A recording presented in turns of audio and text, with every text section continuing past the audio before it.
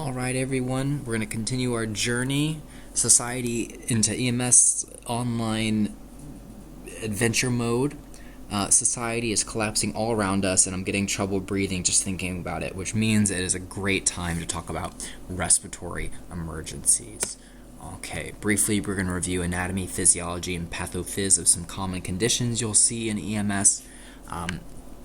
Anatomy will be pretty quick because you should remember this from our entire airway block, but it's always useful to go over. All right, so do you remember the division of our upper and lower airways is here at the glottic opening? So our upper airway consists of our nose, nasopharynx, our mouth, and oropharynx, and below the epiglottis, that structure that protects our trachea, is our laryngopharynx, and then past the glottic opening is our larynx, also called the voice box. All right, and you can have a whole bunch of issues all over here causing respiratory emergencies, right? I could have a nosebleed, I could have a nasal obstruction, maybe I'm a kid and I'm snorting beads or something like that. I could have broken teeth and bleeding in our mouth, swallow the teeth, I could choke, I could have an infection of my epiglottis. All these things can cause airway emergencies. As we go deep into our airways, the lower airways, here's my favorite bone, right? This one of the best bones there is. Okay, the hyoid bone, or the larynx. This is called the Adam's apple, the tracheal cartilage, and then inferior to that, this structure. Do you remember what this structure is? All right, this is our cricoid cartilage. And what's the significance of the cricoid? Now, the cricoid cartilage is the only tracheal cartilage that completely encircles the trachea. So if we were to take a cross-section of other parts of the trachea, you would see the tracheal cartilage is C-shaped and doesn't encircle the trachea, but the cricoid does, and so that is important to know. As we go down through our trachea, we get to the carina, and at the carina, we split into our right and left mainstem bronchi, which from the bronchi split into secondary bronchi, which go to our superior, middle, and inferior lobes on the right, and on the left, our superior and inferior lobe on the left, and then into further and further divisions until we get to bronchioles, and then further and further divisions until we get into our alveoli, which is where the gas exchange occurs.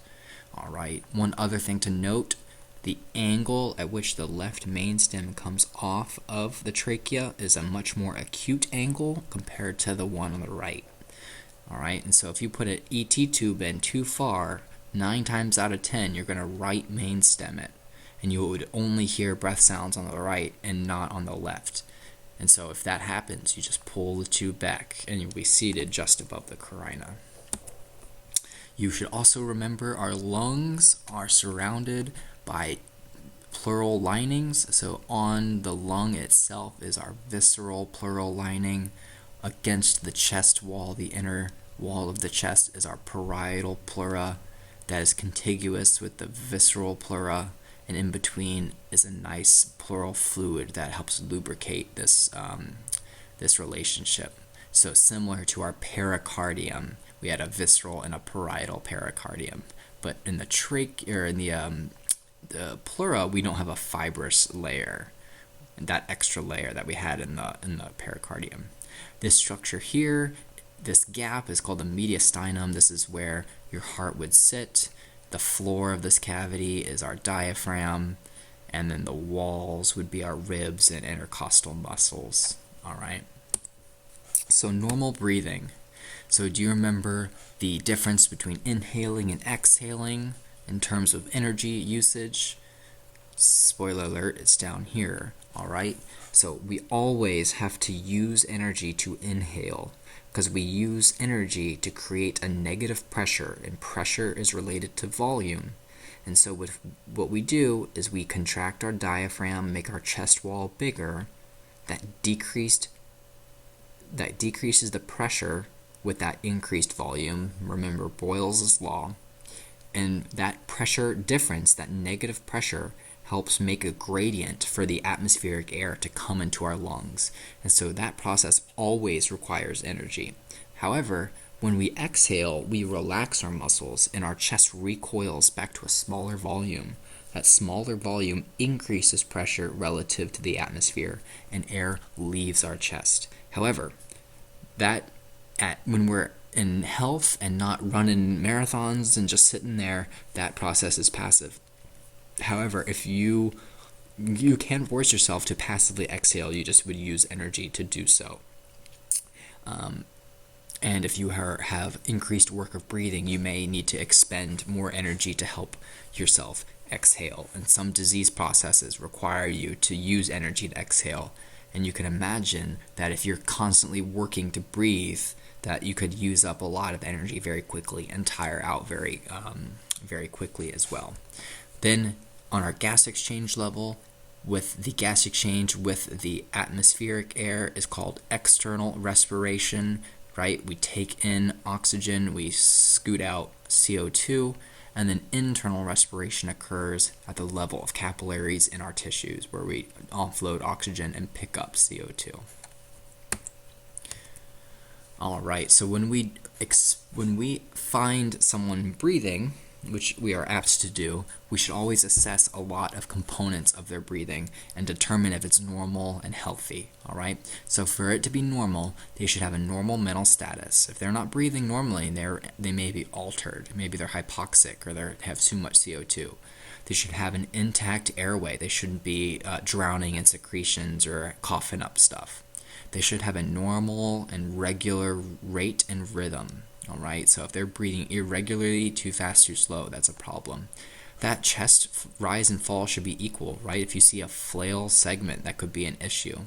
You should listen to their lungs and they should have clear breath sounds. Breath sounds always take practice to listen to.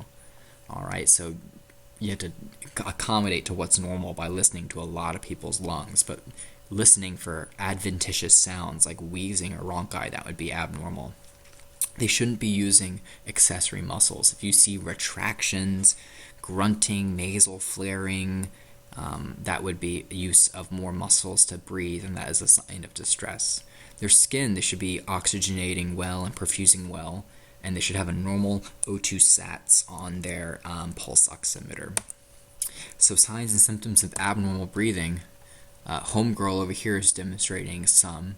All right, so abnormal breathing can result from problems with ventilation. Maybe she can't get air in and out properly, the bulk movement of air. Maybe she's not maybe she can do that, but maybe there's no perfusion going on. Maybe she has a blood clot, and although her mechanism to breathe is intact, the blood isn't flowing. All right, so remember we talked about VQ mismatches. And then diffusion. Maybe the oxygen can't diffuse across that thin membrane. All right. Now this thin membrane, remember it has to be, the capillary is right abutted against the alveolar membrane. And if there's fluid in that, oxygen can't pass through that thickness. All right, it has to be so thin. That's why it's important, that huge surface area. All right, so there could be a problem with ventilation, perfusion, or diffusion. The alveoli can fill with blood, pus, fluid, anything that could impair diffusion. It causes problems as well. So assessing breath sounds. So I'm not sure what happened to this image, it's like pixelated, but it is important for you to associate certain sounds with certain pathophysiologic states. One of those sounds is wheezing. It has this high-pitched musical whistling noise. And if you YouTube search or Google search wheezing, you can hear some examples of it. What causes this is these bronchioles, not bronchi, but bronchioles constrict. And just as you can imagine, it's easier to breathe through a toilet paper roll than a coffee stirrer. If these airways constrict, that turbulent airflow creates a wheeze, and the patient experiences the sensation of difficulty breathing. Rhonchi. So rhonchi is caused by these bronchioles also being inflamed, but also producing mucus. And this noise isn't as regular or music sounding as wheezing, because this mucus causes variable blockage at every level of the airway. Whereas here, the entire airway is constricted throughout, and so it's like kind of a singular sound. Here you can see that this part of the airway is more narrow than this part, and then this part's wider. There's almost nothing going on here. This is clear, but there's mucus over here. So it kind of creates this junky, irregular, rattling noise caused by thick secretions. So people with pneumonias can get roncorous sounds. Crackles is from fluid in between the alveoli or just in the alveoli. So this would be a problem with diffusion. You can see this oxygen is so averse to trying to cross that barrier because it's so thick, and so we can't have any good gas exchange if there's fluid in this space. And when you listen here, you would hear a sort of bubbly, crackling noises. All right, and this is a sign and symptom of pulmonary edema. So some signs and symptoms of respiratory distress. Some terms you have to know. Hypoxemia, hypo is low, ox is oxygen, emia, presence in blood, so low oxygen in the blood. Hypoxia versus hypoxemia means in the tissues. So emia, blood, the IA just means the situation of, so decreased oxygen tissues. Dyspnea means difficulty. The pnea means breathing. So just like there's tachycardia for a fast heart rate, tachypnea means fast respiratory rate, and dyspnea means difficulty breathing or also shortness of breath. And then apnea means apnea, that's respiratory arrest. So think to yourself some signs and symptoms of respiratory distress, and you can pause the video to elaborate. Otherwise, I'm going to keep going. And homeboy right here is having some respiratory distress. You can see his positioning is poor. Maybe we know why that he is having some respiratory distress. But basically, his rate may be too fast, too slow. His skin, he doesn't really look pale, cool, clammy, but this would be a sign of that. Cool, clammy skin. Remember, anytime you see pale, cool, clammy, it's always bad. Retractions, we can't really see because he's wearing a shirt, but if you start seeing the ribs underneath his chest, neck muscles, accessory muscle use, those are retractions. He's using more muscles to breathe and is taking more energy because he's having trouble breathing. The rhythm, if it's irregular, not normal regular rhythm, is a sign of a respiratory distress. Cyanosis, if he turns blue, I mean he's kind of already blue, but if his skin was turning blue, that would be cyanosis from hypoxemia.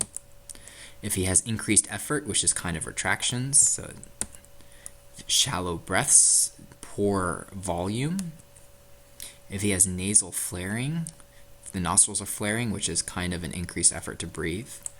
If he's using accessory muscle use, which is an increased effort to breathe, so a little repetitive.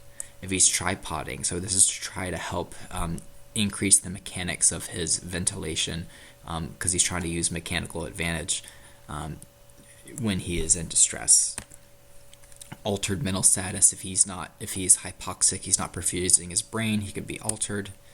Pursed lips, we'll talk about that later for emphysema, so this is something that people do to compensate for their lung disease. If he has difficulty speaking requires a lot of energy and coordination under normal respiratory status, and so if you are having to focus all your energy on just moving air, you can't coordinate and don't have the resources to speak in a normal cadence.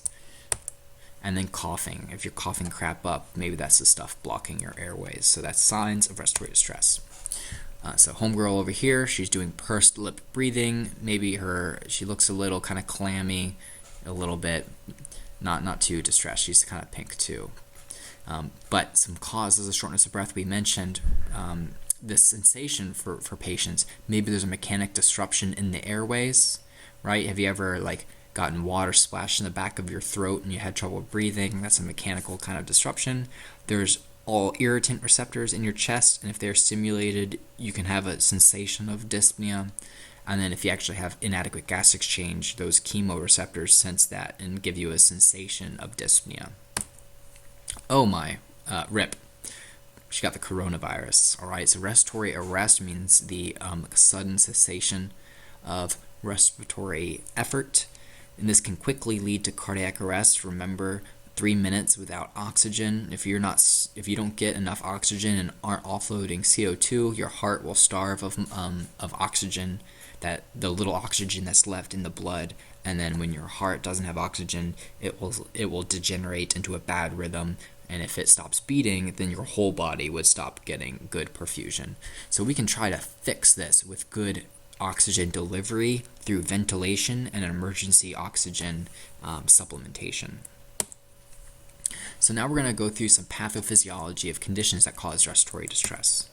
The first, very common in the U.S., most commonly from smoking, long-term smoking, but you can also have this process from like working in coal mines, being exposed to dust in the air, pollution. All these processes together form a syndrome called COPD. Chronic because it develops over years. Obstructive, now this is a little confusing. You'd think, oh, they have trouble getting air in, but actually the obstructive word means they have trouble getting air out. So that's key. Pulmonary disease. All right, and COPD, this is kind of confusing for students, but basically comes in two flavors. It's kind of like that, like, what's that ice cream that has strawberry, chocolate, and vanilla? It's like Neapolitan ice cream. And on one end it's completely strawberry, and on the other end it's completely vanilla. But after you eat a little bit of the ice cream, all the stuff in the middle gets mixed up. Well, that's kind of how COPD is. It's a spectrum of two phenotypes of disease that both phenotypes occur in the same person, but some people look more like one and some people look more like the other. They don't occur in isolation. So that can be kind of confusing because kind of both occur at the same time, which is why we call it COPD instead of saying that people have chronic bronchitis or chronic emphysema. So what do I mean by that? Well, let's go through each one of these and we'll talk about how they both actually occur. So chronic bronchitis. So chronic, of course, means over the long period of time. Bronchitis means inflamed airways. Itis is inflamed. And this is caused by smoking, dust exposure, being in the coal mines, all that stuff. And when that happens, you get inflamed airways, and your body normally produces mucus to protect your airway. And because that mucus can trap toxins and trap microbes, and normally just expels it through your airways, and you cough it up or swallow it, or who knows what happens to it. You just get rid of it, and it helps protect your airways. But if you're exposed to these toxins over a long period of time, your body makes more and more and more and more mucus to try to protect it, to the point where the intrinsic defense mechanisms don't work anymore. And that is this inflamed, thick secretions, thickened bronchi and bronchioles that just impair the movement of air. And that's kind of like that roncorous sounds, excessive mucus production. Some signs and symptoms of the chronic bronchitis phenotype, you'll hear blue bloaters. So people who have more chronic bronchitis and emphysema will be called blue bloaters. And blue because they are cyanosis, so you can see circumoral cyanosis, the nail beds, circumoral cyanosis, mucous membranes. All right, chronic cyanotic complexion because they're not getting enough oxygen. They'll have difficulty breathing. A chronic productive cough, so these patients are always coughing crap up. You'll hear that rhonchi because of the mucus. You may also, because of the bronchial inflammation, you might hear wheezes and crackles as well. And because mucus normally serves a good defense mechanism, but with abnormal production of mucus, that can actually serve as a nidus of infection, because bacteria like that rich, proteinaceous, lots of carbohydrate, rich environment of mucus to reproduce, and that can cause infections. So if you go to someone who is having what we call a COPD exacerbation, you want to provide supplemental oxygen if they're having trouble breathing. If they have a prescribed inhaler, assist them with that. Otherwise, you can provide them a nebulizer of albuterol to open up those airways to improve their work of breathing if they have a prescription. But this is a situation where you might call medical control and say, hey, this person doesn't have a prescription for albuterol, but I hear wheezing on exam. They have a history of COPD. Can I give albuterol? Here are their vital signs. Do you remember back to pathophys? We talked about hypercarbic versus hypoxic drive. So these are the patients who are using hypoxic drive over the long period of time because they're chronically holding on to CO2. And so their brain doesn't use CO2 as a stimulus to breathe anymore because it's pretty useless. It's like alarm fatigue, pretty much. So the brain switches to hypoxic drive. And so some people are afraid that if you give these patients supplemental oxygen, that they'll just stop breathing because that will fix the hypoxia and they won't have a stimulation to breathe. Now, that doesn't really occur in the acute sense. It's more of a long, like if you have a long transport or you're convalescent or you're in the hospital, that's something to be concerned about. It doesn't really happen in the acute setting when you're in the field taking someone right directly to a hospital. But just know of the concept of hypoxic and hypercarbic drive. As a general rule, never withhold oxygen from anyone who requires it. If someone's having difficulty breathing, you want to get rid of the variable that their oxygenation status is contributing, and so you want to give supplemental oxygen.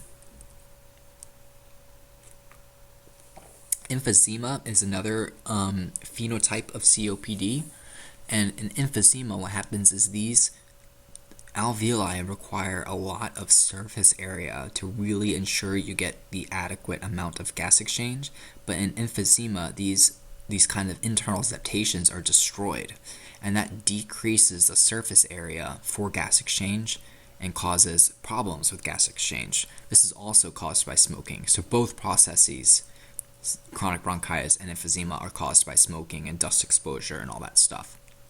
And that's why both processes occur at the same time. And then you can, because you have poor gas exchange, you don't get enough oxygen and you can't get rid of CO2. So CO2 is retained. So some signs and symptoms of this: a thin barrel chest you'll frequently see because they also can't get oxygen out, so they're breathing at higher tidal volumes. They'll have a chronic cough. If they're more emphysematous than a bronchitic, they won't have a productive cough, but both processes tend to occur, so this is not super useful.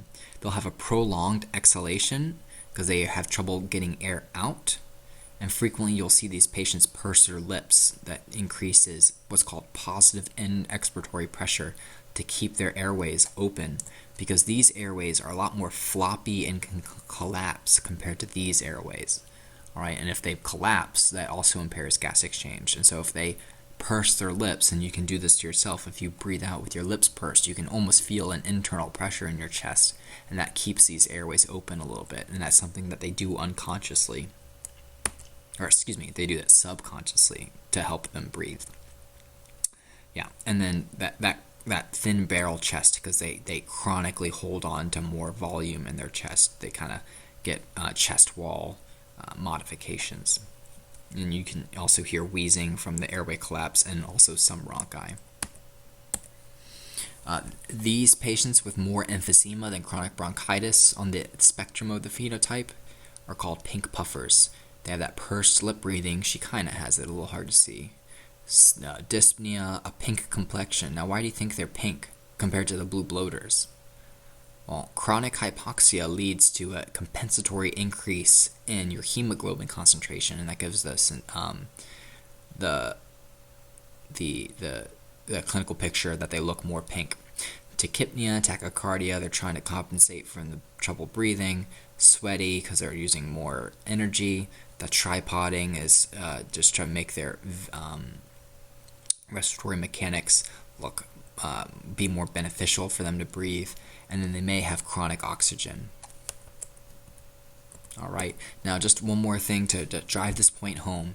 COPD is broken up into two separate components that frequently occur together. You can have chronic bronchitis and emphysema. Both occur. It's like that mixing of the ice cream. However, some patients may have more emphysema than chronic bronchitis and are more on the spectrum of emphysema and will have the pink puffer phenotype. Some patients may be on the more bronchitic side of chronic bronchitis and have the blue bloater phenotype.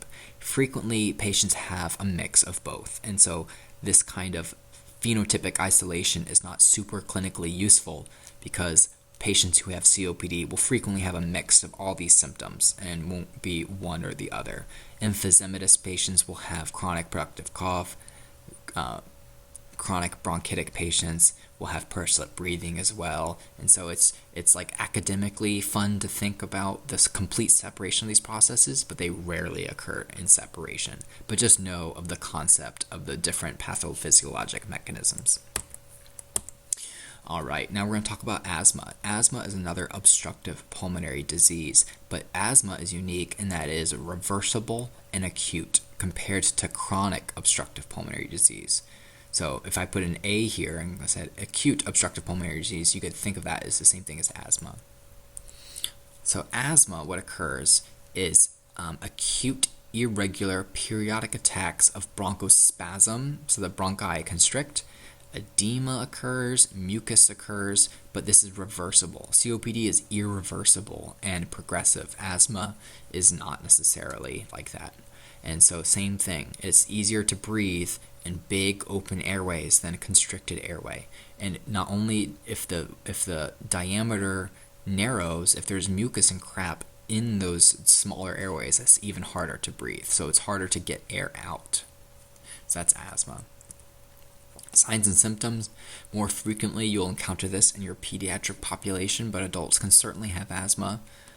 They'll have trouble breathing. If it's an asthma attack, they'll have a non-productive cough because it's not really a mucus problem. They'll have some mucus, but it's not this like pneumonia, chronic bronchitis picture. So they'll have a cough from airway irritation, those irritant receptors. Wheezing is a hallmark of this. All asthma attacks pretty much have a wheezing sound when you listen. Tachypnea, tachycardia, they're trying to compensate for the trouble breathing. Anxiety and apprehension, that altered kind of mental status because they're not oxygenating well. That bronchoconstriction can make patients feel a sensation of chest tightness. They'll frequently say that word, their chest just feels tight, and that's from the bronchoconstriction, and they'll be hypoxic. All right. If some signs and symptoms that will require ventilation, if someone is extremely fatigued and exhausted, their work of breathing is requires so much that they utilize their energy stores, you need to ventilate for them, and you would positive pressure ventilation. That's what they're doing here. If they can't speak at all, right, that's a indicator, a surrogate that they are having trouble breathing. If you don't even hear breath sounds, maybe their airways are so plugged up that you'll have to force air in with PPV, but they can't do it themselves. So always listen to breath sounds. In this class, what I would always do is I would always listen to breath sounds during my primary, so I never forgot. Because sometimes if I waited until my physical, I would forget. So either do it during your physical and just make sure that you always remember to do it, or you can do it during your primary. Just make sure you listen to breath sounds. That's key. And if you put a pulse ox on and you believe the number, right? There's no nail polish. Their hands aren't cold. If they have a low oxygen stats and they have chronic oxygen, you would expect this to be higher. So just a hypoxia in anyone would indicate that you may need to ventilate them. So the emergency care gives supplemental oxygen. You may need to ventilate, certainly transport them to a hospital for more definitive management, reassess. And these patients were in our primary assessment, right? A, B, O, C. This is a problem with B and O, so that means they're critical every 5 minutes. And then if they have a prescription, or call medical control to give beta agonists. Now, I'm going to ask if you remember, how do beta agonists open up airways? And you should immediately tell me that the beta-2 receptor bronchodilates, which means that in bronchoconstriction with bronchitis and asthma, these are the medicines we want to be using. All right, some other diseases would be something called pneumonia, very topical in this day and age, an infection in the lungs. All right, so pneumonia anyone can get pneumonia. More frequently by the numbers of incidents, the elderly and those with suppressed immune systems will get pneumonias. This is an acute infectious process that clogs up alveoli with pus and gunk, and that means that you can't really get good gas exchange. All right, and this can be caused by bacteria and viruses. So coronavirus can cause a pneumonia, for example. I swear, this woman is in like every single lecture we do.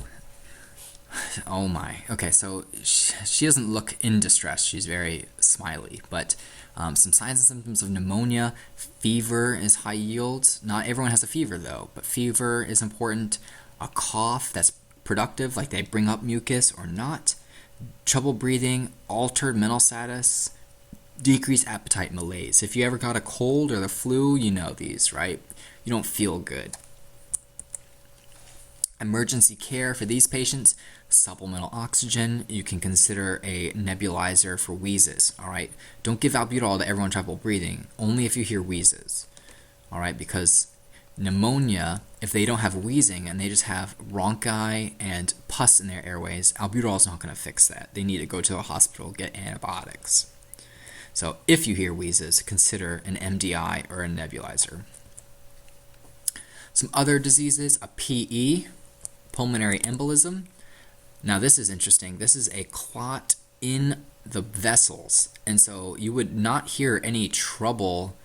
You wouldn't hear any different airway sounds because you would, that's in the bronchioles and airways. This is a clot in the vasculature, so you wouldn't hear any different sounds. So if someone's having trouble breathing, but they have normal breath sounds and their O2 sats are very low, consider a PE. All right, so this is obstruction of blood flow, and this causes a VQ mismatch. Right, this is the Q in the V and the Q. So all the lung tissue distal to this obstruction is getting good ventilation, but no perfusion. And so we don't get good gas exchange, and that can cause trouble breathing. All right, a PE can be caused by blood clots. These are probably the most common. An air bubble, so when you learned about neck trauma and we are worried about a air embolism, this is what we're talking about. Air would get stuck in these vasculatures.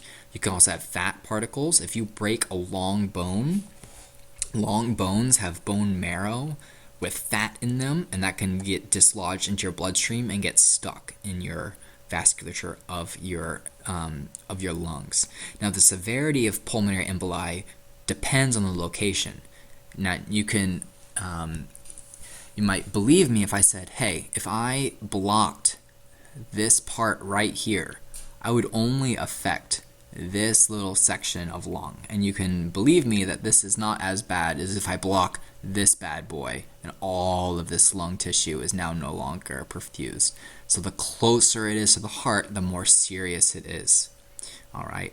And the biggest pulmonary embolism is something called a saddle pulmonary embolism that blocks the entire pulmonary trunk right out of the right ventricle. And that means both lungs aren't getting oxygen, or aren't getting blood. Some signs and symptoms of a PE, tachypnea, tachycardia. So pretty much these are repeated every lung disease that we've seen so far, right? I'm going to try to beat the blood I have around faster because I don't have much oxygen, so I gotta work more. I'm breathing more to try to get more oxygen. Cool, moist skin, right? Pale, cool, clammy. Altered mental status because of the poor perfusion to the brain. And frequently, this is sudden onset, right? That embolism gets dislodged and then gets stuck. Sudden onset, high yield. All right. They might even have chest pain. So this is hard for you to differentiate like acute coronary syndrome from a PE. It's hard just due to the nature of it.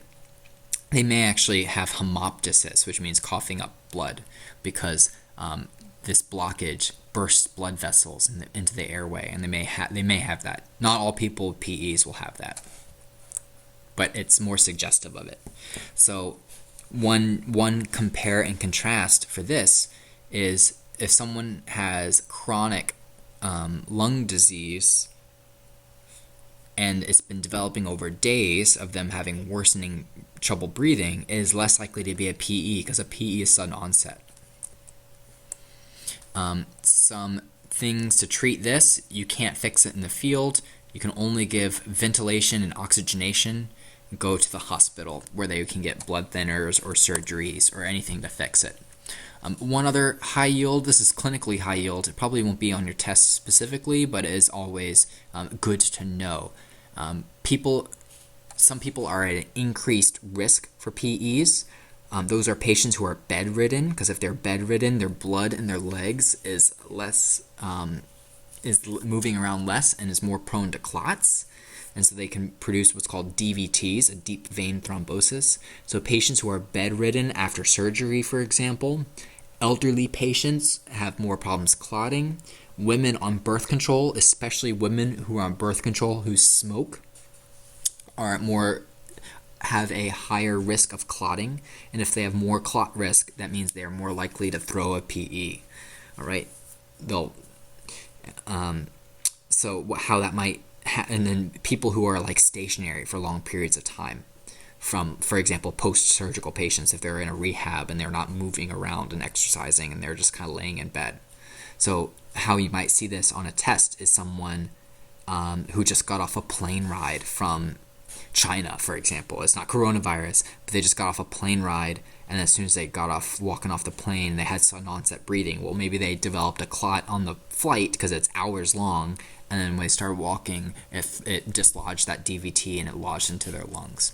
So frequently you'll see kind of a situation clinical picture of someone describing to you someone at an increased risk of clotting or being stationary, and that's more suggestive of a PE. Another disease process is called pulmonary edema. We've talked about this briefly, but pulmonary edema is the fluid within the interstitial space that impairs gas exchange. So here is a great example of that thin capillary membrane just abutted against the alveolus, and that allows gas exchange. However, if there's stuff in this area, oxygen and CO2 can't cross. Right? You really need to be so super thin, all right? And if there's crap in that airway and that interstitium, we have poor gas exchange. There's kind of two big divisions of pulmonary edema. One is the problem from the heart, and two is the problem not from the heart. So if it's cardiogenic, that means that someone has heart failure. So do you remember what type of heart failure would cause pulmonary edema? If you said the left heart failure, you'd be correct. So imagine I have all this blood flow returning to my left heart, and my heart is failed and can't pump the blood into the aorta. So fluid would back up into the left atrium, and then fluid would back up into the pulmonary veins, and that pulmonary veins, that high pressure would squeeze out fluid into this area. So right heart failure does not cause pulmonary edema, but left heart failure does. All right, so that would be cardiogenic. Left heart failure leading to fluid in this space, causing trouble breathing. All right, non-cardiogenic pulmonary edema is the same kind of process occurs of fluid in this space, but it's from increased permeability of the capillary bed from an insult. For example, a bad infection, such as this is important.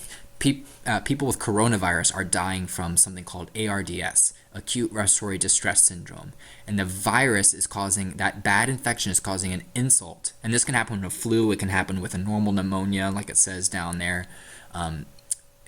It causes this capillary bed to be leaky, and then fluid leaks out, and we don't have gas exchange. All right. You could also, I used to work as a lifeguard, and we'd have to wear gas masks when we added chlorine gas or like sulfuric acid or whatever when we dealt with chlorine, like all that stuff. We had to wear it because inhaling toxic gas can cause pulmonary edema. You might see this with burn patients, all right? Maybe I aspirated, I vomited and then inhaled all that aspiration that can cause damage to this membrane and cause leakage of fluid. Also submersions, drownings, and trauma. Significant trauma can cause, just the inflammatory state can cause pulmonary edema. So just kind of divide in your head. The most common is probably the cardiogenic heart failure, and the second most common is like infectious in origin. But no, all these other things can cause non-cardiogenic pulmonary edema. So signs and symptoms, as with everyone, tachycardia, tachypnea, the tripoding because of increased work of breathing. You would hear crackles on these patients. That's different from like COPD and asthma where you'd hear wheezing. These patients, that fluid causes crackles. So if you want to simulate what crackles sound like, put a straw in a drink and blow air through it, causing that bubbles. That's kind of what you would hear in these patients. And Kim has a little mnemonic, crackles in the backles, because crackles you hear better in the back than the front. Just like a little pearl for that. Additionally, the level of the chest that you hear the crackles tells you kind of prognostic information, because fluid settles in a dependent manner. So if she had crackles not up here but down here, versus another patient who had crackles all the way up here and all the way down, that person would be worse because they have more fluid build up all the way up.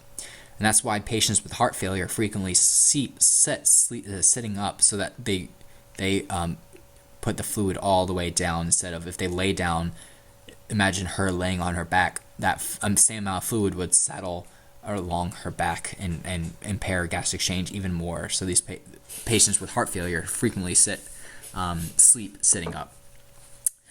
Some other signs and symptoms: if someone has left heart failure, they frequently will have right heart failure as well, and you would see like pedal edema, for example.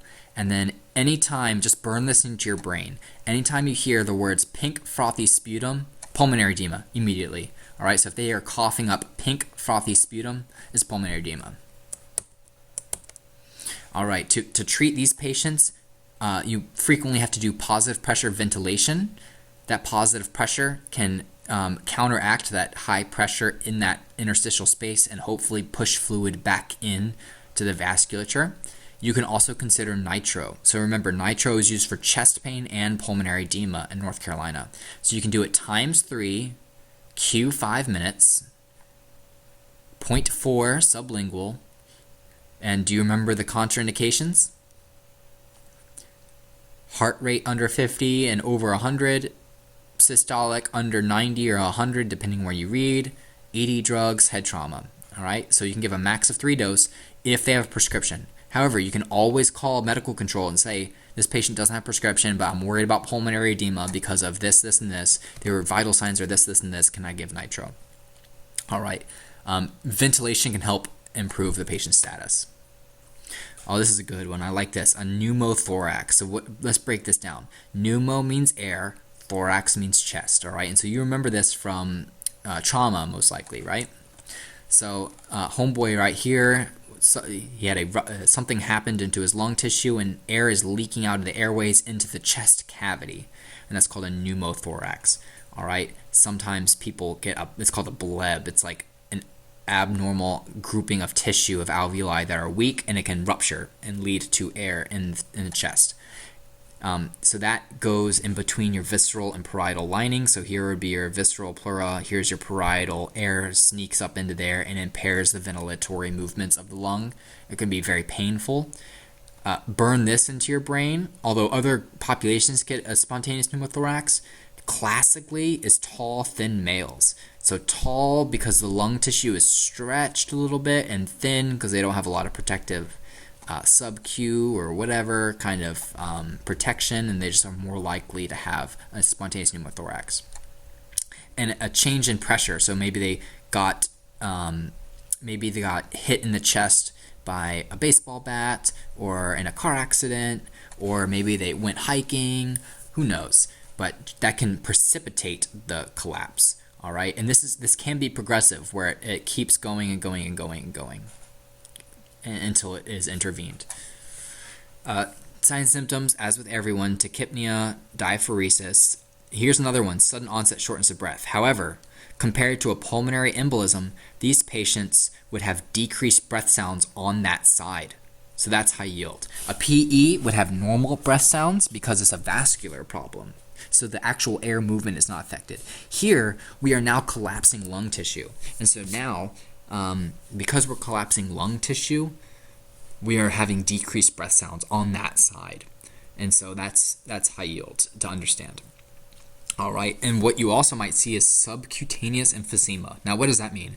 If air leaked out of this space, not all of it, but just some of it leaked out underneath the skin, you would see air bubbles underneath the skin. So this is kind of gross, but imagine if you ever put like a screen protector on a screen and you see those air bubbles, and you can push them and move them around, and you might get irritated because you want your screen protector to be perfect, but it's already the deal is done, and now there's all those air bubbles. Same principle with sub-Q emphysema. You can move the air around. It sounds like Rice Krispies. It's pretty gross.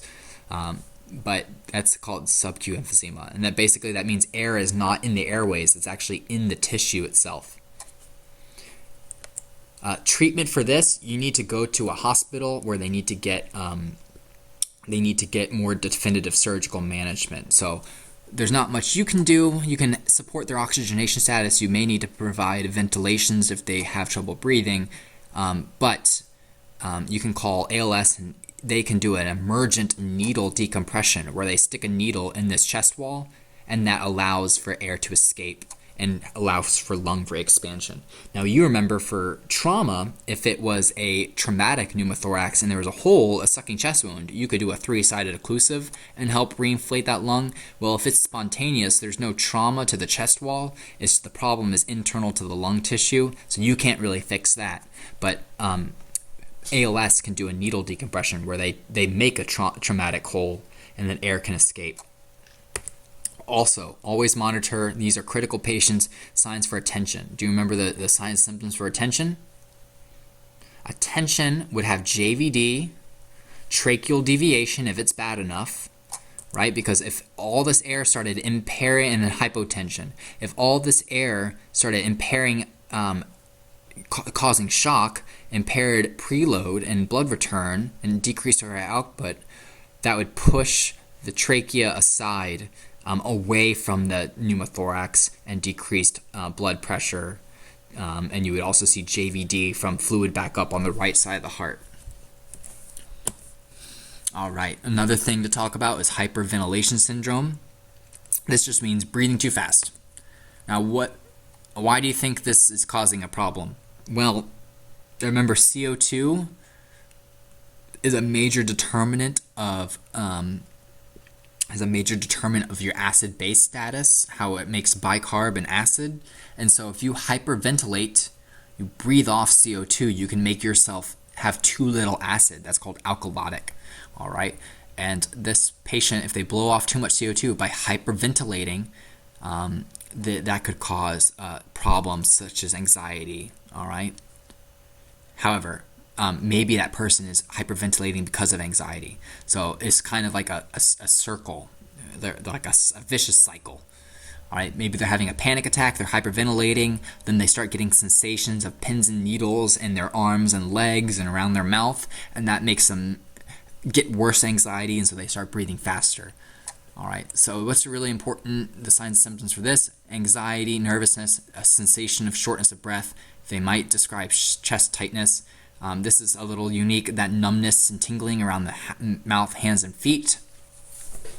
I want you to think about why that is, and I'll give you a hint, and it's probably something that you all don't know yet, but for you to Google and investigate on your own for the curious amongst you, look up acid-base status and calcium and nerves, and you'll discover why they have this sensation, all right? And this is paired with the carpopedal spasm. All right. Oh, here. Oh, I'm so ahead of myself. I got so excited I didn't even read the slide. But basically, if you hyperventilate, you reduce calcium, and that excites your nerves, and that makes your nerves fire with that sensation of numbness and tingling, and makes your muscles spasm in the hands and feet. So that's a specific sign symptom of this. As well, they'll have tachypnea. All right, emergency medical care for these patients. So the problem is they are breathing off too much CO2. However, we don't have them breathe into a paper bag to recycle. That can just make them to recycle the CO2 they're breathing out. That just might make them more anxious. And then we don't withhold oxygen, although their oxygenation status is completely normal, just to help with, it's almost like a placebo effect that would help those patients have kind of the sensation that they're being cared for, and that could help calm them down. But the real trick is to help remove them from the source of anxiety and coach them to breathe slowly. And it is pretty difficult to do, but it's just a lot of coaching, a lot of TLC to get them to slow down, and that would ultimately fix the pathophysiologic process. Frequently, these patients will get 100% oxygen on their pulse ox, and they don't really need O2 if it's truly hyperventilation, but you may not be able to tell. So You have to do your thinking, listen to their lung sounds. But if they're at 100%, they don't need a non-rebreather. That can be too much oxygen. So you can use a 2 liter nasal cannula. The key is to coach them to slow their breathing. All right. Don't tell them, hey, calm down. That never works, right? If you ever get in an argument with someone and that other person tells you to calm down, that almost just makes you more angry, right? So these patients, you have to talk to them calmly, coach them to breathe. Don't just tell them to calm down. Remove them from the source of the anxiety. That can help a lot.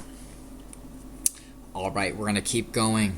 It's a chock-full lecture. Now we're going to talk about epiglottitis. This means an inflammation of the epiglottis. Thankfully, it doesn't happen too much these days because this is a vaccine-preventable illness, but some people who don't get vaccines or some other bugs that we don't vaccinate against can cause this. It's just less frequent. This is inflammation of the epiglottis caused by a whole bunch of things, right? Still infectious. You can actually, burn injuries, chemicals. It's starting to become more frequent, but it's still pretty not common. And this can be life-threatening, right? That epiglottis is kind of the gatekeeper into your entire airway. So if you shut that off, you're getting no ventilation whatsoever. So some signs and symptoms. This is more frequently in kids who get this disease, but you can have it in adults as well. High fever. These patients look toxic. All right, they'll have a sore throat because their epiglottis is in the back of their throat, so maybe they'll avoid eating and drinking. They might drool because they're afraid to swallow because it hurts so much. They may have anxiety and apprehension because they're kind of so tenuous. Their airway is so tenuous that anything that sets them off could cause them to have acute respiratory failure. Tripoding, kind of tilting their head forward when they tripod helps open up that airway ever so slightly and can improve their respiratory status. They may feel fatigue because they're working to breathe so much and just because of the high infection, the high fever. And stridor. Anytime you hear the word stridor, it is always bad. All right? You should start having trouble breathing if you hear your patient having stridor. Stridor is kind of a high-pitched, ugly-sounding noise that is upper airway in nature. And you can Google or YouTube stridor, and it'll just make it'll make your heart stop listening to someone's stridor. It's pretty awful. All right, emergency care for these patients, keep them calm. If you kind of set them over the edge with that anxiety, that can cause that airway to close off. And so you want to get ALS involved. They could intubate or something to make sure that the airway stays open, give oxygen. You may need to ventilate if their breathing is abnormal. Pertussis. All right, I actually think I had pertussis when I was a teenager. I was coughing like a dog. All right, so pertussis. This is also called the whooping cough. It kind of has this characteristic whoop right before they start coughing. You can Google, YouTube pertussis and see these poor kids coughing and coughing and coughing and coughing and coughing and coughing and coughing and coughing, and then do this kind of that's the whoop. All right, it's similar to a cold. They have kind of they have runny nose, little bit of a cough, watery eyes, and then they have this paroxysmal, which means sudden onset of attacks of coughing, that they can actually lead to what's called post-tussive emesis, which means vomiting after coughing so much. So they're just coughing and coughing and coughing. All right. Now, pertussis can lead to secondary complications such as dehydration because they can't drink because they're coughing all the time. Secondary infections like pneumonia or ear infection. And hopefully not brain injury. I'm not really sure where they're getting that, but just the increased ICP maybe from coughing can cause brain injury. Yeah, I'll buy it. I mentioned the whoop at the end of the cough, right before they, at the end of the inhalation. They'll have dyspnea, coughing fits. So frequently what will happen is they'll have bouts of coughing fits, and in between they might be okay. But usually they have a precipitant respiratory infection, so that typical runny nose, sore throat, all that stuff. Care for these patients, calm, oxygen. You'll note that these are all pretty similar to others, but keep them calm, give emergency oxygen, consider ALS, get to a hospital if they're having trouble breathing, and because this is infectious in nature, decontaminate your ambulance. All right, CF, cystic fibrosis. This is a hereditary disease, the cystic fibrosis, transmembrane receptor, whatever. It's a problem with mucus secretions in multiple organs. And so what it happens, it's the mucus is abnormal, and it's abnormally thick, and it becomes dried out and stagnant. And that thick, stagnant mucus in the lungs becomes a chronic source of infection for these patients. And so they get infections all over and all over and all over all the time. That mucus is also affects the pancreas. And so they can't secrete their normal digestive enzymes. And so they don't get good absorption of nutrients, and they tend to be really small and thin, on top of the fact that infections cause a lot more energy demand, and then they can't even digest things. And so these patients are chronically ill and chronically are on long-term antibiotics, frequent hospitalizations. These people are super sick. All right, there is no cure. This is genetic disease. All right. And frequently, these patients live into their 20s or 30s, maybe even 40s. It just depends. The only real curative treatment, and it's not even curative, but is a lung transplant. That doesn't fix the stuff in the pancreas, but it can improve their lung function. But chronic lung infections and mucus that's dried out can cause lung failure over time, and so these patients don't live very long. So signs and symptoms, frequently these patients will have a known history. They'll frequently have cough, fever, thick, insipated mucus, recurrent infections, trouble breathing. They also have sinus and ear infections because that's contiguous with your airway. Trouble breathing. They might have GI problems. Foul-smelling stools is a sign of poor malabsorption of nutrients from their problems with their pancreas, that malnutrition. And then clubbing of their digits. Google a picture of clubbing.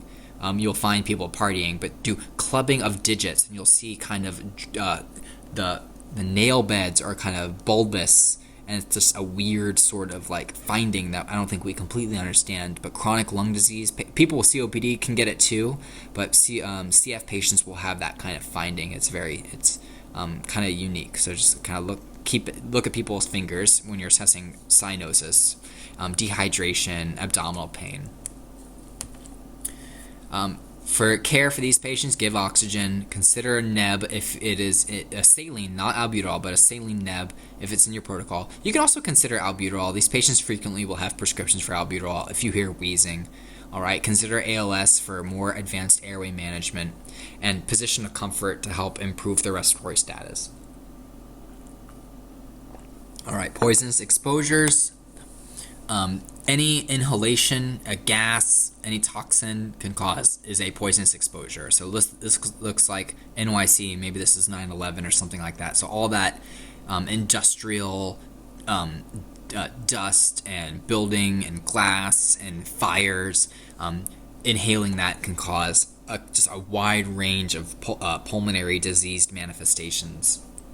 So some things it can do, it can cause airway swelling. The toxins and damage itself can cause stridor. So like you could go to a burns patient, and if you hear stridor, that's always bad, right? So burns, they inhaled hot steam or maybe smoke, and that causes swelling. Also, just the lack of oxygen in that air can cause hypoxia, leading to displacement of oxygen in the atmosphere, and then also can lead to ARDS, that disruption of the lining of the capillary and alveoli. So it's just a wide variety of mechanisms that cause disease. Assessment, if there's a history, like they were pulled out of a burning building, they pulled out of a pool from dealing with chlorine gas, they work at a lab on campus or something, there's a dust storm, or, all these things, they pulled out of a coal mine. All right, all these things, if the history is consistent, is what kind of tips you off that this is what's going on. If you see burns in their mouth, around their nose, that suggests that they inhaled something, so presence of chemicals around the face. And of course, if they have features of respiratory distress without an obvious source, think of something, maybe they inhaled something toxic. Signs and symptoms, cyanosis, I like that, cyanosis, pretty much any problems with breathing. This is just like the whole gamut. So fever, cough, stridor is always bad. Any sort of weird lung sounds, sore throat from the swelling in the oropharynx, burns. All right, hoarseness. If you get vocal cord dysfunction, you'll have that sensation, or you'll hear hoarseness. Trouble, altered mental status, all sort of altered mental status, seizures, nausea, vomiting. They're coughing up a whole bunch of mucus and crap. Vital signs are abnormal, right? This is just like pretty much anything that can go wrong. This is important because you are at risk for being exposed to what they were exposed to. So homegirl's got her binoculars looking at this little chemical thing or whatever. So make sure your safety, scene size up is a continuous process. And if you walk into a room with 20 unconscious people on the floor, my first thing is to walk out of that room until further notice, all right? Because maybe there's an inhaled substance in there, all right? Rescue patients with emergent moves. If there is something you can do to get them out as soon as possible, always start with your primary assessment, A, B, O, C, and then try to figure out what sort of exposure possibilities there are, and always consider ALS for more advanced airway management. Viral respiratory infections.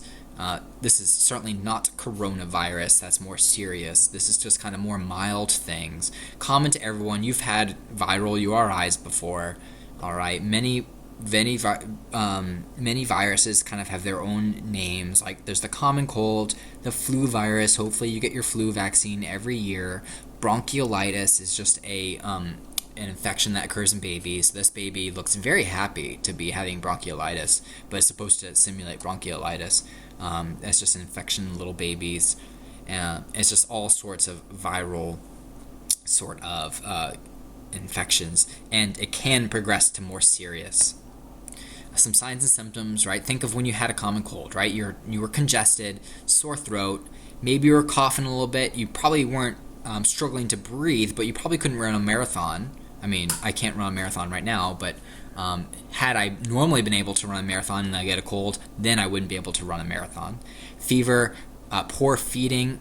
Kids should always be eating because they're growing, so if they're eating less and making less urine and stuff like that, that's a sign that maybe there is an infection going on. And of course, malaise, right? You don't feel like doing nothing. Care, this is supportive. If they have a fever, consider ibuprofen and Tylenol. Position of comfort, monitor for changes. Not really much to do. ARDS, so infections can lead to ARDS, but also inhaled gases, trauma, all that stuff. This is acute failure following an insult. Here are the number cause: an infection, a gas exposure, trauma, burns, aspirating. I should say aspiration, but I like aspirating. Drowning, and then pancreatitis. That's a pearl. We won't quiz you on this, but that is absolutely true. For some reason, pancreatitis can cause ARDS.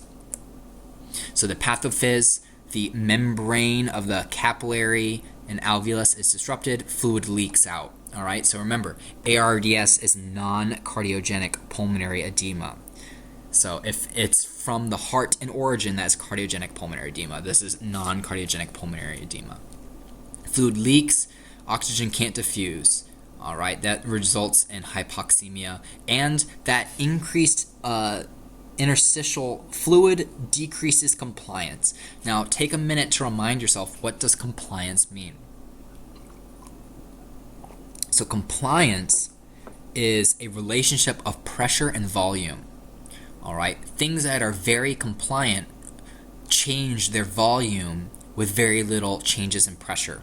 So think of a rubber band that has been stretched and relaxed multiple times, and then it requires very little force to stretch it to its full length. It might even break with the same amount of pressure that it was used to because it's so floppy.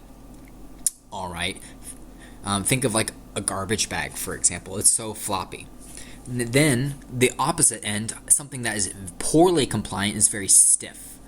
All right, and it takes a lot of pressure. So think of trying to like The most extreme example is try to bend a rock. Like, you can't do it, it's so stiff.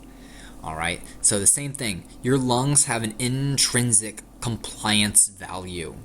All right, and you want the chest to have some stiffness so that it can recoil. That passive exhalation is from kind of the elasticity of the tissue.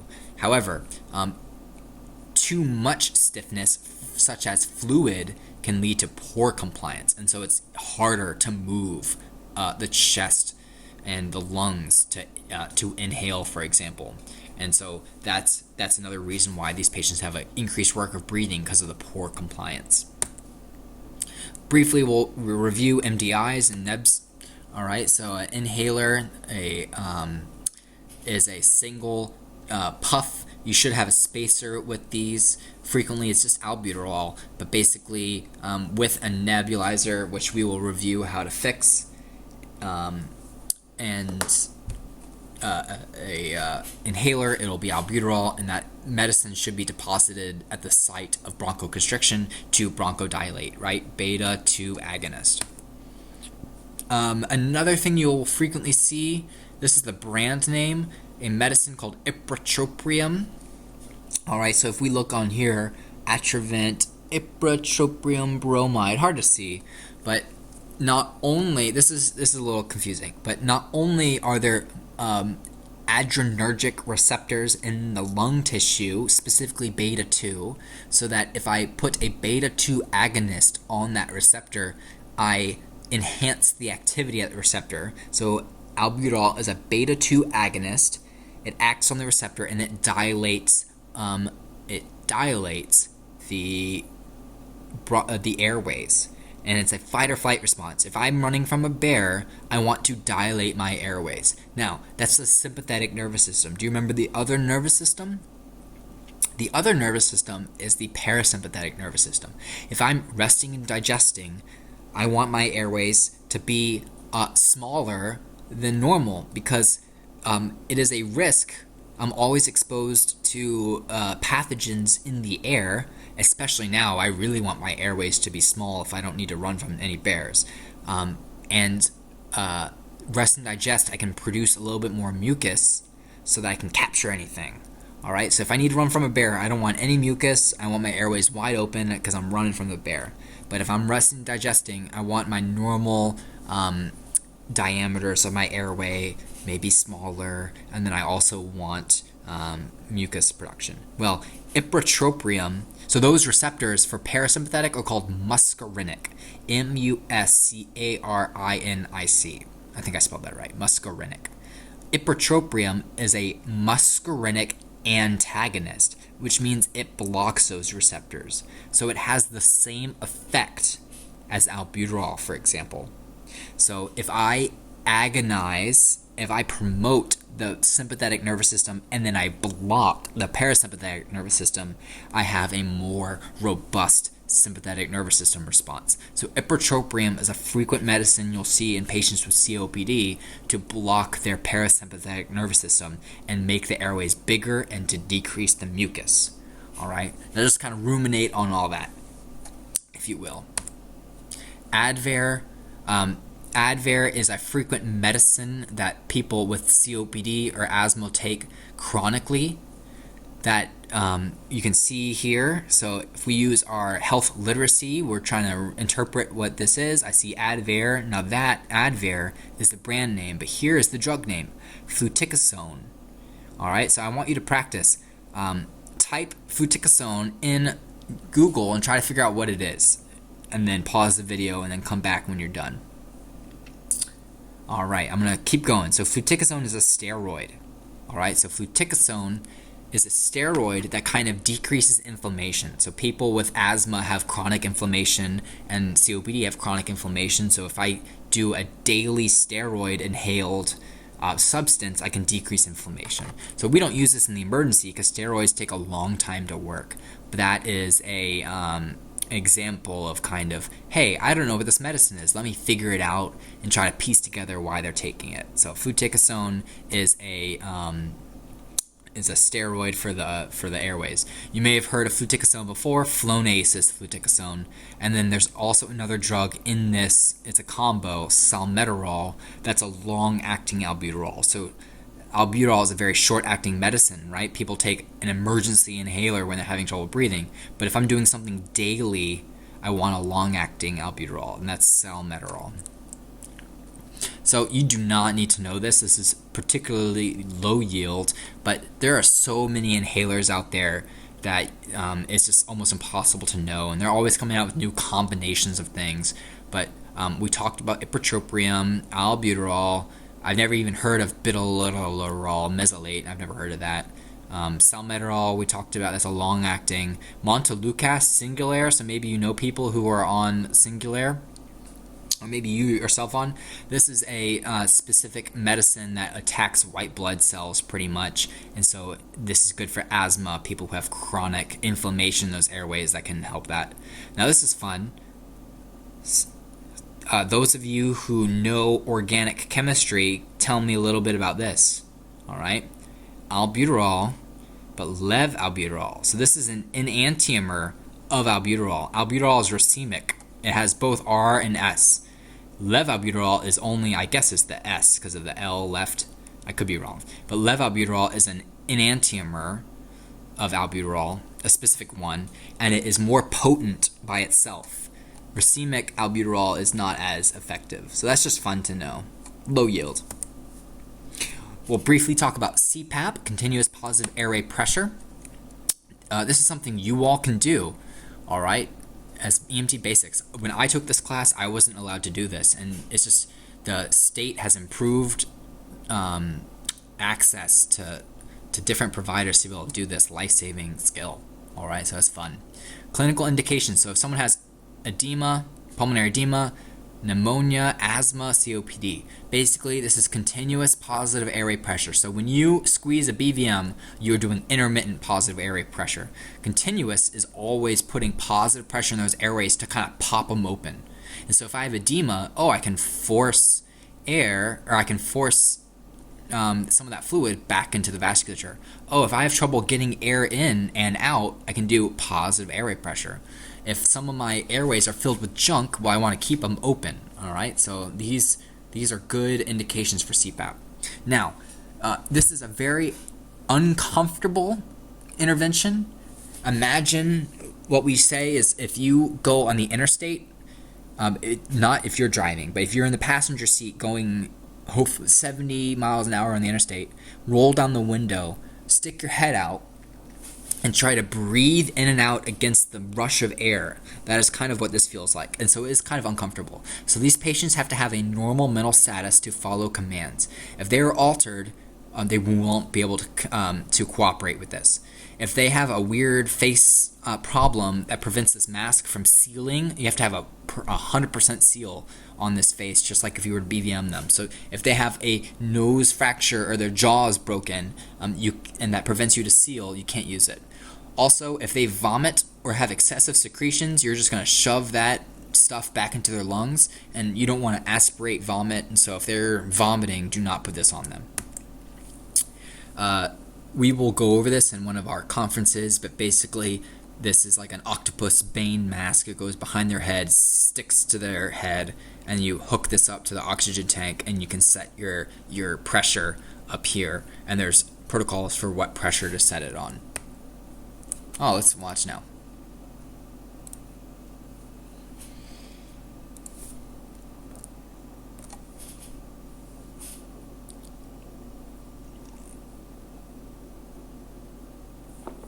I wonder if there is words. Okay, I'll just talk through it. So CPAP, okay, whatever.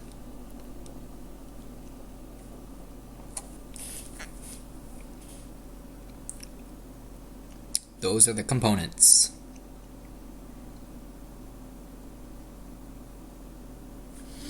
So I'm going to pause here. Some heart failure, so it's saying basically pulmonary edema, asthma, drowning. I'm not sure if in North Carolina you can use it, so I would just double check. Also flailed chest, right? You can do you can do positive pressure ventilation. But if they have a pneumothorax and they have a hole in their lung, you're just going to force more air using CPAP, so that's a contraindication if they have a pneumothorax. Here are some other contraindications. I wouldn't memorize all of this necessarily. Certainly the high yield stuff I talked about in the lecture.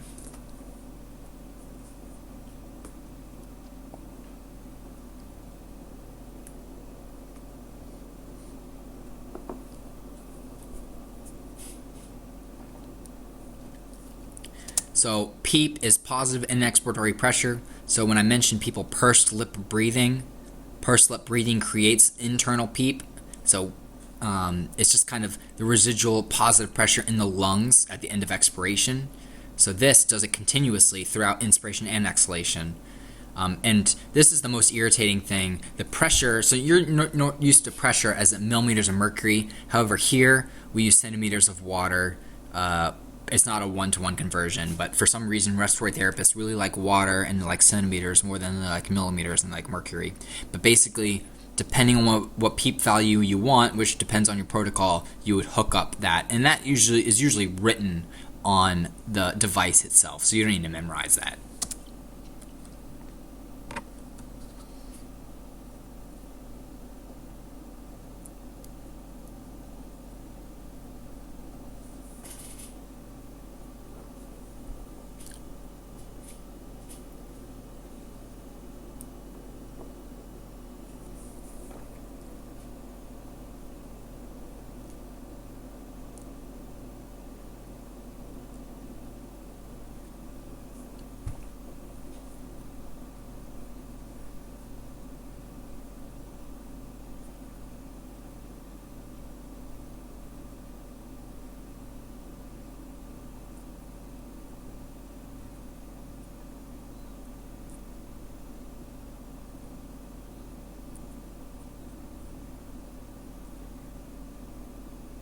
So here's that chart that would show you what PEEP to start. You always start kind of the low end, but your protocol may say start higher, and that tells you what flow rate to put it at. So you don't need to memorize this at all.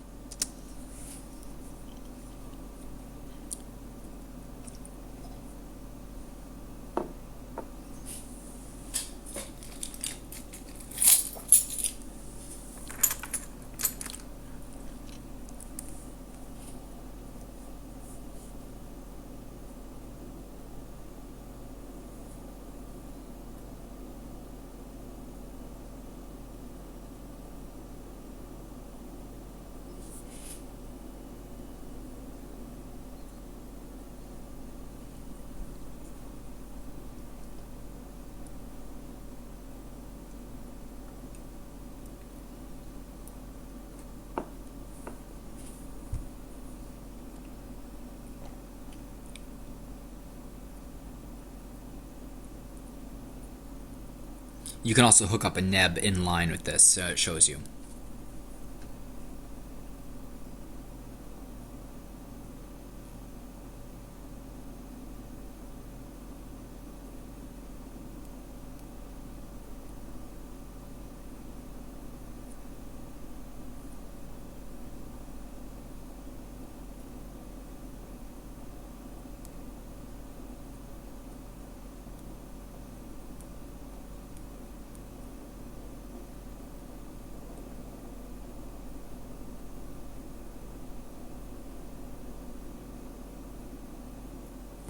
All right, that was groundbreaking. All right, we're going to keep going.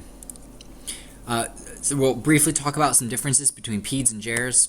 PEDS, always consider trauma as a cause of respiratory depression. Do your general impression as a part of your primary, right? General impression, MABOCs. Respiratory distress in a kid, remember, they compensate very well and then crash. All right, and then the most common cause of cardiac arrest in kids is respiratory arrest. So frequently kids will have retractions. You might see the wheezes. They'll be using their belly muscles and see seesaw. So when their chest comes out, their belly goes in. That's seesaw respirations, retractions, grunting, a noise of them trying to breathe. You can YouTube a video of grunting. Stridor is always bad. Retractions, flared nostrils. Kids will frequently show these sooner. If a kid has respiratory failure, as with adults, if they have respiratory failure, give positive pressure ventilation. Here are some indications of failure. They're altered. They have vital sign instability. Head bobbing means they're kind of tiring out from breathing. All right, Jers. And there she is. Good old Mabel. All right, so primary assessment, rule out trauma because that could impair your airway management. Spot signs of difficulty breathing in your primary, and geriatrics also deteriorate rapidly. It's the same thing. Any signs and symptoms of any respiratory distress, you need to intervene, right? Retractions, accessory muscle use, tachycardia, tachypnea, flaring, just like in kids, the coughing, if they look blue, they can't speak, right? Some kids may be too young that they don't know how to speak, and so you have to use more detective judgment to look for accessory muscle use or head bobbing or nasal flaring. But adults should be able to speak to you, and so if they're speaking in short 3-word sentences, maybe 1-word sentences, as a sign of distress. Failure, if you don't hear breath sounds or altered, this is just like repetitious, right? But any of these things going on, altered mental status, they have no tone, they're limp, they're unconscious, that's a sign of failure. You need to intervene with ventilation. So general guidelines, all right, so homegirl here, she's tripoding, she's not looking at us, maybe she looks a little clammy, maybe a little diaphoretic, all right, we can look at her nail beds, maybe they have good color, I'm not sure, but my across the room judgment, my general impression is she looks like she's in trouble. Scene size up, okay. You all know this, right? Golly, okay. Dyspnea, trouble breathing, maybe secondary to a pulm problem, not always true, right? Maybe I have a cardiac problem leading to trouble breathing. Maybe maybe I have a trauma, I got hit in the chest. Always look for clues. All right. Visual clues of general impression, their position, are they tripoding? Are they pursed lip? Are they having trouble speaking? Are they confused? Do they look blue? Do they have accessory muscle use? Are they sweating? All that stuff. Remember, our AVPU, when they kind of put some other terms to use, are they confused? Are they agitated? Are they kind of lethargic, hard to arouse? And then are they not responding at all? Always assess that airway and breathing, right? Listen for snoring, OPAs, MPAs, get that tongue out of the way. Stridor is always bad, all right? That's an upper airway obstruction. See if you need a suction, gurgling, suction, maybe there's a foreign body in there, all right? Crowing is another kind of upper airway sound. Breathing, chest rise and fall, and rhythm and breath sounds, all those things together. Feel for flow. All right, remember, adequate breathing is a rate and volume. Both have to be adequate. If someone's breathing too fast, you need to intervene. Too slow, intervene. Too deep or too shallow. All that stuff you assess. I also like to do my breath sounds here. Circulation, skin, pallor, cyanosis, their heart rate, is it regular, irregular, are they sweaty, pale, cool, clammy, always bad. If there's a primary assessment problem, consider ALS, right? Scenes, size up, safety, MOI, NOI, consider additional resources is always a repetitive process. And so if you don't think you need ALS and then you assess in your primary that they're having trouble breathing, get ALS there. As with everyone, do a secondary assessment, give care, reassess, all right? Always do sample. Especially think of if they've ever been hospitalized before. Has this ever happened, right? If they have COPD, maybe they've had multiple infections, lung infections before. A sample history. Did they just come back from China and was exposed to someone with coronavirus, right? That's topical. Do they have a history of asthma? Do they have a history of cystic fibrosis? Did they just get hit in the chest? Are they a tall, thin male? Like, put all these kind of questions together. Always listen to the lungs. This is something that students frequently forget to do. So just incorporate it into your routine physical to practice listening to the lungs. And always, everyone gets vital signs. OPQRST, right? What were they doing when the difficulty breathing started? Were they running a marathon? Were they sitting at their chair? Did they just get off a plane? Were they sitting in their rehab facility after their hip fracture and they're not walking yet? All those questions. Did it sudden, gradual, other symptoms associated? Are they having chest pain? Are they having breathing problems? Are they having abdominal pain? Anything make it better or worse? Is it positional? Hey, if their breathing gets worse if they lie flat, maybe it's pulmonary edema from heart failure. All right. Is there pain that increases with breathing? Is it pleuritic? Is that pain sharper when they take a deep breath? Maybe that's more, could it be cardiac, or maybe it could be a pulmonary embolism? Quality. Do they have trouble getting air in or out? They may not be able to answer that question. Maybe they describe that chest tightness, that quality of what they're feeling.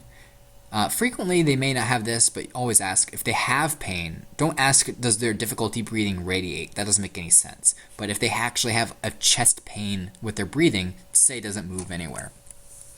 Scale of 1 to 10. This is important. If you go to someone who has asthma attack and you ask, have you ever been in a hospital or intubated? And they say, yeah, I've been intubated 17 times. That should make you start having trouble breathing, because they will probably need to be intubated soon after you talk to them. So assessing the severity of their illness historically. And then when did it start? What were they doing? How long has it been going on? Has it come and gone? Did they use anything like their inhalers to make it better? This lecture really highlights the concept of differential diagnosis for you all. We have literally talked probably about like 10 or 12, maybe even like 15 different disease processes, and it can be hard. And so I would recommend you compare and contrast clinical key findings, vital signs, breath sound abnormalities, patient age, right? Younger versus older, what epiglottitis more in younger, CF maybe in younger patients who chronically have it. And it can be hard to put all this together, but what you kind of need to do is just think of all of these things all the time when you go to someone, and then you can rule things out or rule things in. Now, it is not the expectation that you diagnose someone with these problems that requires a medical license. However, it is important to recognize certain action steps in a differential diagnosis for you to intervene. For example, if you go to someone who's having trouble breathing and they're wheezing, and on your differential is, oh, maybe it could be a PE, maybe it could be asthma, maybe it could be a COPD. It doesn't matter that you're going to go to a hospital regardless and give oxygen. However, one of the action steps in that differential process is, hey, 1, they're wheezing. 2, on my differential is asthma and COPD, and I can treat that. 3, with albuterol. And so that's kind of where your position is in this whole system. So we'll practice with scenarios and give you clinical things for you to kind of investigate practicing differentials, but it can be very difficult. And so really comparing and contrasting these disease processes that lean you in one way or the other, right? If we do a scenario that someone smokes 30 packs of 30 cigarettes a day, they just got off a plane ride, they take birth control, they have hypertension, and they've had 5 clots in their life, and they have sudden onset breathing, we're alluding to the fact that this is probably a PE and you need to go to the hospital with that patient, for example. So differential is just kind of ranking things as most likely and least likely, right? That patient I just said who was smoking and just got off a plane probably didn't breathe in chlorine gas, but you could always consider that on what could have caused the problem. So we're going to go through some practice briefly. So I'm going to leave the screen up. I want you to pause and kind of highlight, or in your mind highlight, the key elements of the story of what leans you towards one of the disease processes. And this is just good practice. And with any lecture in your medical block, when we do GI and when we do when we did cardiac, you should practice this sort of like compare contrast and what leans you towards more one thing or the other. And also on your differential, don't forget trauma. All right, now that we're talking about medical diseases, it's easy to forget trauma, but trauma should always be considered when you take a history of like what could be causing it. All right, so we're not going to do this right now, but what I want you to do is 2 key findings for for these conditions, and pause the video, do that. 2 key findings, go back to your notes, and to help differentiate from the others. All right, so hyperventilation syndrome, spontaneous pneumo, a PE, edema, pneumonia, COPD, and asthma. So when you've done that, unpause the video, and we will now go through cases. So here's an example. Asthma, maybe they have a history, they have prescription of asthma, they were exposed to a trigger like, oh, I was wandering through nature and I inhaled pollen or smoke or something like that. That could trigger asthma. Physical exam, they might have wheezing. So I'll kind of put they won't have like clubbing, or they won't have frequent infections or anything like that. So that's not what it's trying to say. But like breathing, they'll be wheezing. COPD, they'll have wheezing. Maybe they'll have clubbed fingers, that pink puffer. They might be on home oxygen. They smoke. They have a history of all these inhalers with steroids. Great. The bronchitis, the blue barrels, the blue bloaters, sorry, the recent recurrent infections, home oxygen. So remember, COPD is kind of both processes, but one element or one phenotype is more of this, the frequent infections, and then that history of inhalers, and the wheezing, and the rhonchi. There you go, rhonchi for the mucus. Pneumonia, fever, that's good. And then a productive cough, recent infection, right? People have pneumonia for months. So if someone has a chronic productive cough for months, it's probably not pneumonia, it's probably COPD, for example. So the cadence of how long this has been going on. So if this is an acute infection with a productive cough, more likely pneumonia. Edema, the crackles and the backles, right? Acute onset pulmonary edema, maybe they have history of heart failure. They're sleep with pillows because of that. They want that gravity to pull the fluid down. And then if you see pedal edema, they have heart failure. Consider that. And then, oh, here we go. Pink frothy sputum, pulmonary edema every time. A PE, sudden onset, their breath sounds will be normal, all right? But here's the key.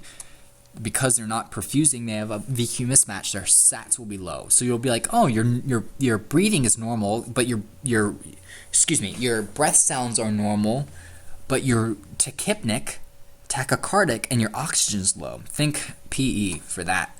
Maybe they have recent surgery, they're immobile. Acute onset pleuritic pain. Maybe they have hemoptysis. A pneumothorax, tall, thin male, that smoker. They might have chest pain because of the trauma, because of the hole in their lung, and this is also another sudden onset. But here's another key one from a PE: diminished breath sounds on that side. And then hyperventilation, the cramping and carpal pedal spasms of their hands, feet, circumoral numbness. All right. These patients may have a history of anxiety, recurrent panic attacks. Maybe they have some stressors in their life. Otherwise healthy. All right. Chest pains, rapid shallow breathing. So you'll frequently in primary, you'll say, oh, your respiratory rate's 40 and it's shallow. Oh. All right. So let's just go through this, and without looking down here, which, spoiler alert, it's already down there, but 32-year-old male has acute onset shortness of breath, diminished on one side, no history of respiratory problems, but he's a smoker. He's pretty tall and he's pretty thin. Spontaneous pneumothorax. All right. 62, overweight female, shortness of breath, productive cough, that blue tent, blue bloater, fever, maybe could be pneumonia, frequent infections. But I hear all sorts of chronic sounds, chronic junky sounds, probably chronic bronchitis. 76 female, acute onset, so that makes me worried. Labored breathing, rales bilaterally. Rales are the same thing as crackles. She takes Lasix and digoxin. These are heart failure medicines. She has pitting edema. She was going to the bathroom. She sleeps on several pillows. That's pulmonary edema. All day, every day. 82, acute onset, tachypnic, hypoxic, normal breath sounds, sharp pain in the shoulder. That's kind of weird. Recently discharged from the home after a hip fracture. PE. 36-year-old male. He has trouble breathing. Everyone has trouble breathing today. Little tachypnic. He's normoxic. I hear wheezes bilaterally. He says his chest is tight, and he has a prescription for Pro Air, so that's albuterol. He just was running, so good for him, but he has asthma. 22-year-old female. She can't catch her breath. Normal breath sounds. Tachypnic. Some pain. Tingling. She's sweaty.